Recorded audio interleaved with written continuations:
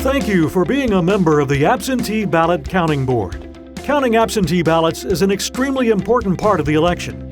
And here are a few important things you need to know before beginning your work.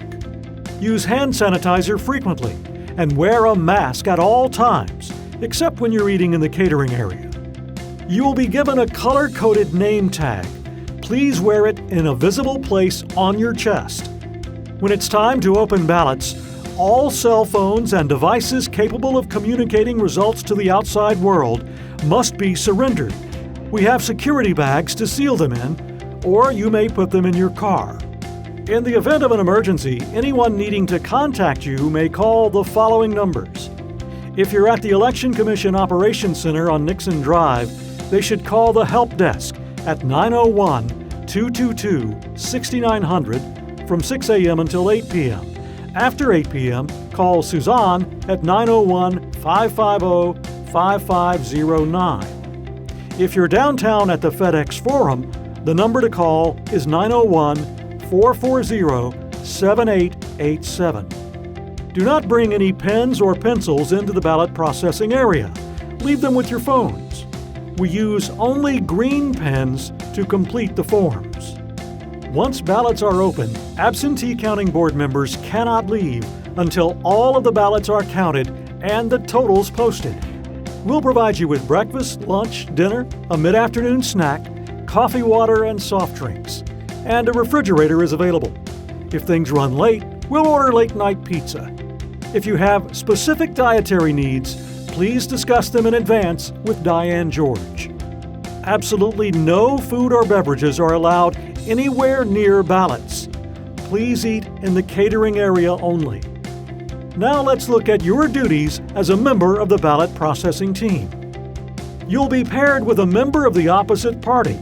This person will be your new best friend. It's important that ballots remain under bipartisan control at all times. Should you have to step away for any reason, do not leave until a supervisor that is of your party is present. The ballot processing team is responsible for processing the contents of one ballot tote at a time. Counting ballots is not a race. Precisely tracking each box of ballots takes a considerable amount of time. It is extremely important that each step be followed carefully. Every election administrator's worst nightmare is to scan a group of ballots more than once. If that happens, you have to start the scanning process all over. So take your time and follow the procedures carefully.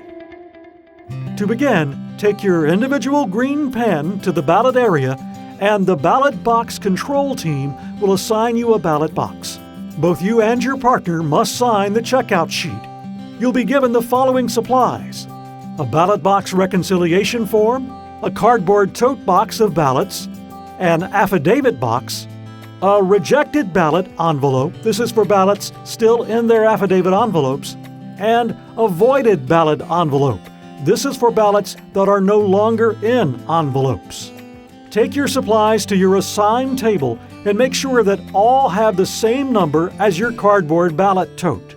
Supplies are not interchangeable. Remove the ballot envelopes and count them carefully. You may find it helpful to put them in stacks of 10. Each member of the team should count them independently. Your counts must agree. This is absolutely the most critical step of the entire process. Make sure your count is accurate and record the total number on the ballot box reconciliation form on line A. Remember, you'll use only the green pen to complete your forms. Call over a supervisor. They will compare your count to an initial count that was conducted earlier. If both counts match, you will proceed. If not, another team will count again before going forward. Now examine each envelope. Note that some may have stickers instead of being printed, and that's okay. If a ballot is missing an affidavit, or if the affidavit is not signed, it must be rejected. Both members of the team must write the reason for rejection on the ballot envelope and sign it.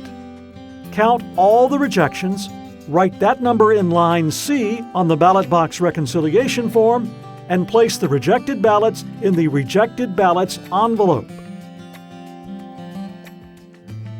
Then count the number of remaining ballots, that is, the accepted ballots, to make sure that your overall count is accurate. Complete line B on the ballot box reconciliation form. The number of accepted ballots on line B combined with the number of rejected ballots on line C should match the total number of ballots from line A. Both members of the team then need to sign at the bottom of the Step 1 section. Once you're done, summon a supervisor over to review Step 1 of the ballot box reconciliation form. After they've reviewed the form, you may continue. Detach the affidavits from the envelopes. If a voter has taped the affidavit to the envelope, you may need to get scissors from your supervisor to cut the tape, but be sure to return the scissors immediately. There can be no suggestion that you have implements available to destroy ballots. Once you've removed all the affidavits, count them and fill out the affidavit box lid. Put the affidavits in the affidavit box and seal it. Complete Step 2 on your ballot box reconciliation form with both members of the team signing this section.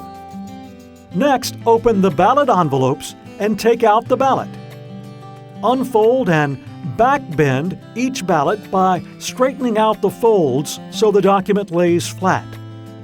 When done, it should look like this, not like this. Then examine each ballot. There are some ballots that cannot be counted under Tennessee law. If there are 2 ballots in one envelope, neither can be counted. Write void on each ballot, the reason, and both you and your partner sign your names. Place these ballots and the envelope in the void ballot envelope.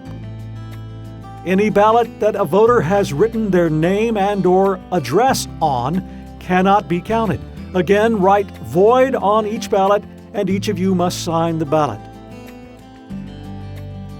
Place it in the void ballot envelope. Some ballot envelopes may be empty. Write empty on the envelope, and both of you sign your names. Place the empty envelope in the void ballot envelope. Count the number of voided ballots and remaining acceptable ballots, and complete Step 3 on the ballot box reconciliation form with both team members adding their signatures. Recount the ballots to make sure that your numbers match.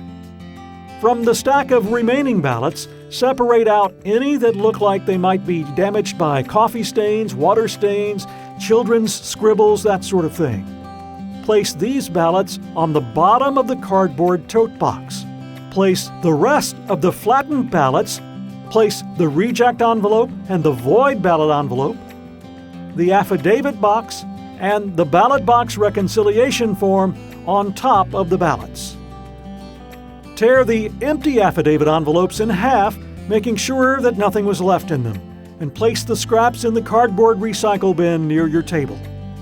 Both of you must take the cardboard tote box and its contents, the ballots, the affidavits box, and the 2 envelopes, over to the jogging area, where the jogging team will accept the contents and sign the ballot box reconciliation form. You will sign the log showing that you delivered the box.